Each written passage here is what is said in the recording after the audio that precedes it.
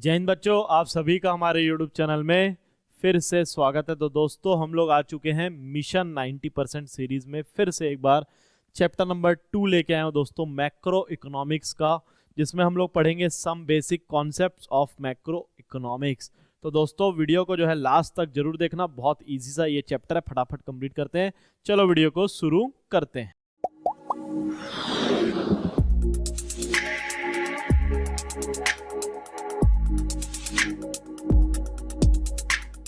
Domestic territory of a country. Domestic territory क्या होता है आप लोगों को तो पता ही है सर, वो बाउंड्रीज जो होते हैं ना वो डोमेस्टिक टेरिटरी। बेटा ऐसा कुछ भी लिखा हुआ नहीं है कि बाउंड्रीज जो है हमारे देश के वो डोमेस्टिक टेरिटरी है। इकोनॉमिक में क्या लिखते हैं, economic territory is the geographical territory administered by a government with in which person goods and capital circulate freely. तो एक वो ज्योग्राफिकल बाउंड्री तो है, प्लस उस पे जो सरकार काम कर रही है, गवर्न पॉलिटिकल फ्रंटायर जो है वो जो है दोस्तों वो कितना है उसको बोलते हैं हम लोग डोमेस्टिक टेरिटरी। उसमें क्या क्या इंक्लूड होते हैं सर, और इसके अलावा तो इसमें शिप्स और एयरक्राफ्ट इंक्लूड हो जाएंगे जो कि हमारे नॉर्मल रेसिडेंट के द्वारा ओन करते हैं उन लोग। Fishing vessels, oil, natural gas, rigs, ये सब भी इसमें आते हैं अगर ये कहीं और पे फ्लोट कर रहे हैं तो। Embassies, consultant and military establishment of a country, अगर ये सब एम्बेसीज जानते हो आप लोग, जहाँ पे फॉरेन में वीजा वूजा मिलता है, ये सब एम्बेसीज जो है, और मिलिट्री अगर कुछ फॉरेन कंट्री में है तो वो भी हमारा क्या कहलाएगा, डोमेस्टिक टेरिटरी हो जाएगा। Domestic territory does not include, क्या इंक्लूड नहीं करता है ये, तो एम्बेसीज जो कि फॉरेन कंट्रीज के हमारे देश में है वो इंक्लूड नहीं करने वाला है। ठीक है, फॉरेन कंट्रीज का अगर एम्बेसीज रहेगा। इंटरनेशनल ऑर्गेनाइजेशन जैसे कि यूएनओ और डब्ल्यूएचओ अगर हमारे देश में अगर स्टेब्लिश्ड है तो ये लोग हमारे डोमेस्टिक टेरिटरी में नहीं आते हैं। क्लियर है क्या। नॉर्मल रेसिडेंट और नॉन रेसिडेंट, सर ये नॉर्मल रेसिडेंट कौन है, तो जो हमारे देश में रहता है और जो है उसका मेन इंटेंशन जो है वो क्या है, सेंटर क्या है उनका, economic interest lies in that country. इसका मतलब वो वहीं से पैसा कमाता है और वहीं पे पैसा खर्चा करता है, तो वो क्या कहलाएगा, नॉर्मल रेसिडेंट। क्लियर है क्या। फिर से समझो, ऐसा कोई भी व्यक्ति या संस्था जो कि जहां पे वो रह रही है वहीं पे वो पैसा कमाती है, इकोनॉमिक इंटरेस्ट है उसका, तो वो क्या कहलाएगा, नॉर्मल रेसिडेंट। कौन नॉर्मल रेसिडेंट नहीं है, तो कोई घूमने आया है, कोई ट्रैवलिंग कर रहा है, हॉलीडेज पे आया है, मेडिकल ट्रीटमेंट के लिए, स्टडी के लिए आया है, तो ये लोग क्या नॉर्मल रेसिडेंट नहीं होते हैं। क्लियर है क्या पिक्चर।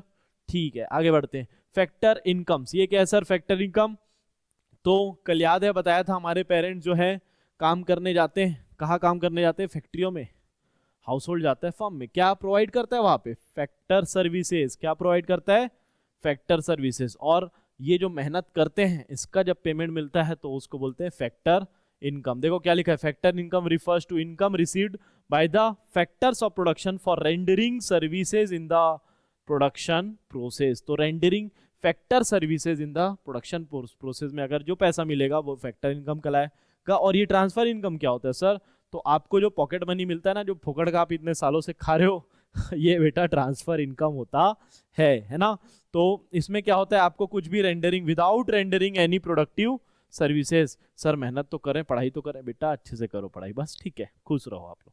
ट्रांसफर इनकम, जो पॉकेट मनी और पेंशनर्स को पेंशन जो मिलता है वो सब क्या रहता है, ट्रांसफर इनकम, जो कि विदाउट रेंडरिंग द सर्विसेज। क्या किया गया है बताओ, without rending the services. Investment and depreciation, ये जो है हम लोग अभी डिस्कस करने वाले हैं। ग्रॉस इन्वेस्टमेंट, इन्वेस्टमेंट मतलब क्या होता है, कैपिटल जो है, ओवरऑल जो हमारे देश में कैपिटल है दोस्तों, उसमें कितने का इंक्रीज हुआ, यही हमारा क्या होता है इन्वेस्टमेंट। और capital formation refers to addition to the capital stock of an economy. तो ये क्या हो गया, इन्वेस्टमेंट। अगर बिल्डिंग खरीद लिए, मशीन खरीद लिए, तो ये हो गया इन्वेस्टमेंट। ठीक है, investment can be looked up in दो फॉर्म होते हैं इसके, ग्रॉस और नेट। ग्रॉस अगर इसमें से डेप्रिसिएशन माइनस नहीं है तो ग्रॉस इन्वेस्टमेंट, और अगर नेट इन्वेस्टमेंट अगर ग्रॉस में से डेप्रिसिएशन हटा दे तो क्या बचता है, नेट। इसका मतलब आप लोगों को आज एक चीज सिखाने वाला हूं जो कि नेक्स्ट वन शॉट में काम आएगा, जहां पे हम लोग सीखेंगे नेक्स्ट चैप्टर का सॉल्यूशन, क्वेश्चंस कैसे बनाते हैं। क्लियर है पिक्चर।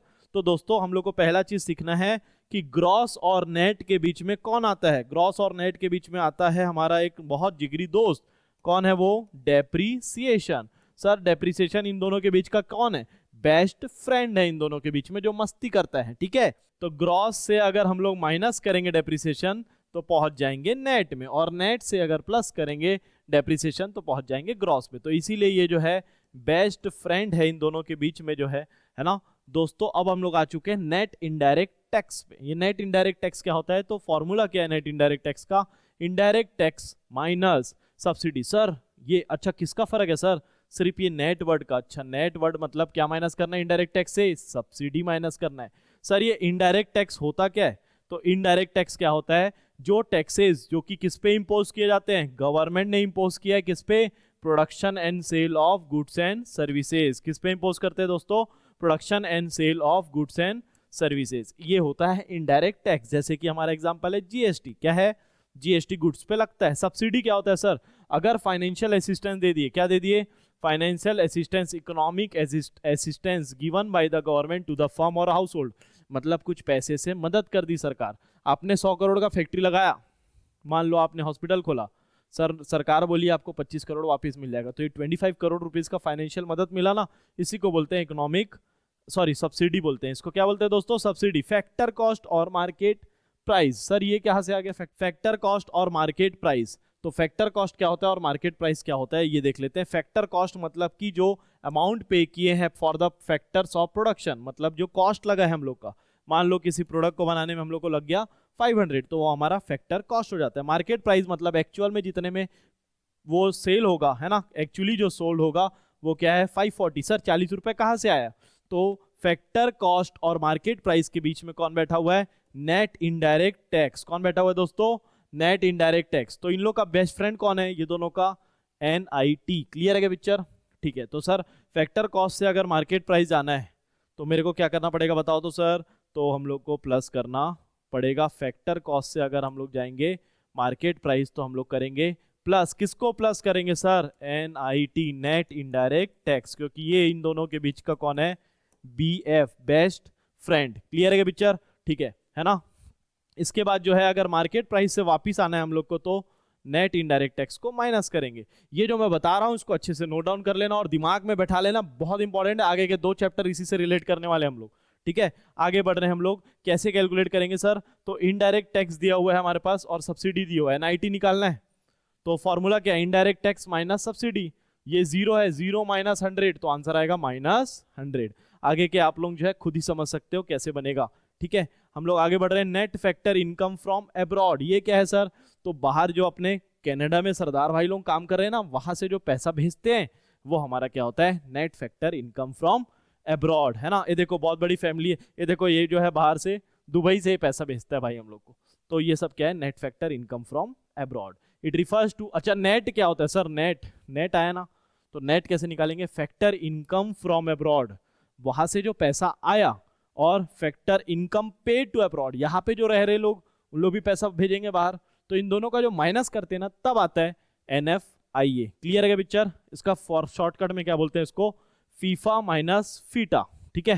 हाँ, it refers to difference between factor income from abroad minus factor income to abroad paid abroad हो सकता है ना। सिग्निफिकेंस ऑफ NFIA, तो NFIA जो है, अब देखो ये किसका दोस्त है, बेस्ट फ्रेंड किसका है, हम लोग अभी लास्ट में कंक्लूड करेंगे ये किसका दोस्त है। NFIA significant to differential between domestic income and national income. देखो हम लोग है अभी डोमेस्टिक इनकम क्या है सर, हमारे देश में जितना भी कमाई हुआ ना वो सब क्या है, डोमेस्टिक इनकम। हमारे देश में जो भी चीज बना वो सब क्या है दोस्तों, domestic income.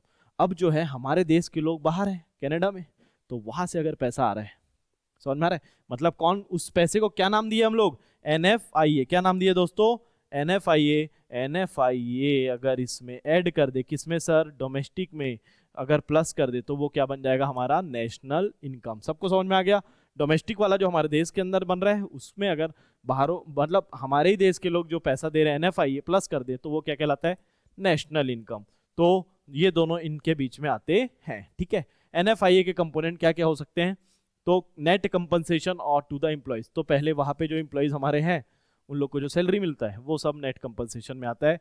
Net income from property and entrepreneurship, तो अपना जो दुबई में होटल है उससे अगर कुछ इनकम आता है तो दोस्तों वो क्या हो जाएगा, नेट इनकम। और लास्ट में क्या आएगा, नेट रिटेन्ड अर्निंग, तो हमारी जो कंपनीज बाहर में काम कर रही है उनके जो सेविंग्स होंगे, मतलब सेविंग्स मतलब क्या, डिस्ट्रीब्यूशन नहीं किए हम लोग प्रॉफिट्स को, उसको बोलते हैं रिटेन्ड अर्निंग। तो ये सब क्या कहलाएंगे, कंपोनेंट्स। कैसे कैलकुलेट करते हैं सर, तो एक सिखा देता हूं आप लोगों को कैसे कैलकुलेट करते हैं। फैक्टर इनकम फ्रॉम अब्रॉड कितना है, 500 है, और factor income to abroad, FIFA minus FITA, 500 minus 200 करेंगे तो आएगा हमारा NFIA। क्या आएगा हमारा NFIA। अब जो है हम लोग इसी के साथ दोस्तों यहाँ पे हमारा लेक्चर खत्म कर दिए। एक बार जो है लास्ट में जाते जाते हम लोग दोस्ती यारी समझ के जाएंगे, क्योंकि हमारे जीवन में तो चलता है सिर्फ दोस्ती यारी। तो हम लोग क्या समझे सर, ग्रॉस इन्वेस्टमेंट और नेट इन्वेस्टमेंट के बीच में एक बेस्ट फ्रेंड है। कौन है, उसका नाम क्या है सर, इसका नाम है डेप्रीसिएशन। क्या नाम है इसका, डेप्रीसिएशन। ठीक है ना। तो इसके आगे कौन है सर, हम लोग फैक्टर कॉस्ट पढ़े और मार्केट प्राइस पढ़े, इन दोनों के बीच में कौन बैठा हुआ है बेस्ट फ्रेंड, NIT। कौन है, NIT। और लास्ट चीज हम लोग पढ़े जो कि यही रहा हमारे सामने, NFIA। कौन, किसके बीच में आता है, तो ये डोमेस्टिक इनकम और नेशनल इनकम के बीच में एक दोस्त बैठा हुआ है, NFIA। याद रखना है, बेस्ट फ्रेंड बहुत बदमाश होते हैं, है ना, सबसे खतरनाक इन्हीं लोग होते हैं। तो ये तीनों के याद रख लेना आप लोग, क्योंकि नेक्स्ट हम लोग जब चैप्टर पढ़ेंगे तो ये हम लोग इससे क्वेश्चंस बनाना चालू करेंगे नेशनल इनकम का। तो मिलते हैं दोस्तों आप लोगों को नेक्स्ट वन शॉट में। मिशन 90% जो है आप लोग जो है अगर डेली कोशिश करोगे, डेली पढ़ोगे, तो आप लोग जो है पूरा का पूरा 10 दिन में ही जो है हर सिलेबस कंप्लीट कर लोगे। इकोनॉमिक्स में मैक्रो इंडियन और अकाउंट्स, शाम को जो है दोस्तों मैं लाइव भी आया था, आप लोग बहुत सारे उसमें दिखे नहीं, तो फटाफट आज भी जो है ज्वाइन कर लेना लाइव।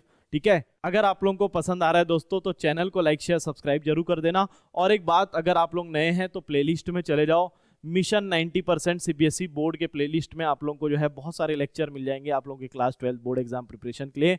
तो दोस्तों हम लोग वहीं पे मिलेंगे, तब तक के लिए जो है जय हिंद जय भारत।